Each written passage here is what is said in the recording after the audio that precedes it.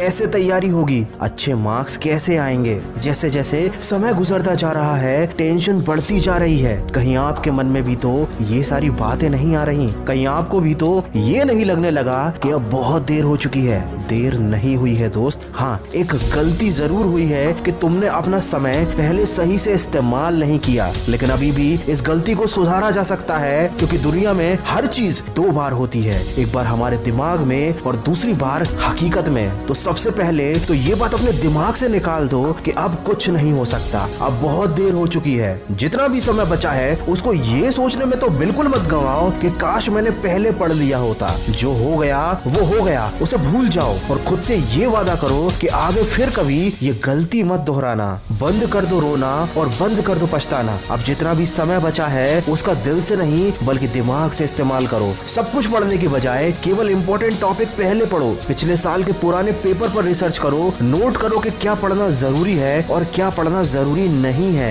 और syllabus wise उन papers को सॉल्व करो। दूसरों को देखकर अपने टारगेट सेट मत करो, ना ही इस बात पर ध्यान दो कि किसने कितना पढ़ लिया। आपको बस एक बात क्लियर होनी चाहिए कि आपको कितना पढ़ना था और आपने कितना पढ़ लिया। अगर पढ़ते समय नींद आए तो 5 मिनट के लिए घर की छत पर टहलने चले जाना और अपनी किताब जरूर साथ में ले जाना। मैं 100% गारंटी देता हूँ कि नींद भाग जाएगी। आप जिस भी टॉपिक पर कंफ्यूज हो रहे हैं उसको टिक करके अलग रख लीजिए। जब आपकी पढ़ाई खत्म हो जाए तो इस टॉपिक को इंटरनेट पर या अपने किसी बड़े भाई बहन या दोस्त से पूछ लीजिए, लेकिन उस टॉपिक के बारे में सोच कर अपना टाइम बिल्कुल भी खराब ना करें। एग्जाम हॉल में जाने से पहले अपने किसी भी दोस्त से किसी भी टॉपिक को लेकर डिस्कस ना करें, ना ही खुद को जज करें, क्योंकि यहाँ आपका कॉन्फिडेंस लेवल गिर सकता है या आप कंफ्यूज भी हो सकते हैं। जैसे मोबाइल पर गेम खेलते समय जब तक गेम कंप्लीट नहीं हो जाता सारा ध्यान, सारी इच्छा शक्ति और सारा फोकस उसी गेम पर रहता है, वैसे ही ध्यान और वैसे ही फोकस अब पढ़ाई में लगाना है। चाहे नींद आए या तूफान आ जाए, नजरें किताब से हटनी नहीं चाहिए। लाखों में एक बंदा IAS बनता है, हजारों में एक बंदा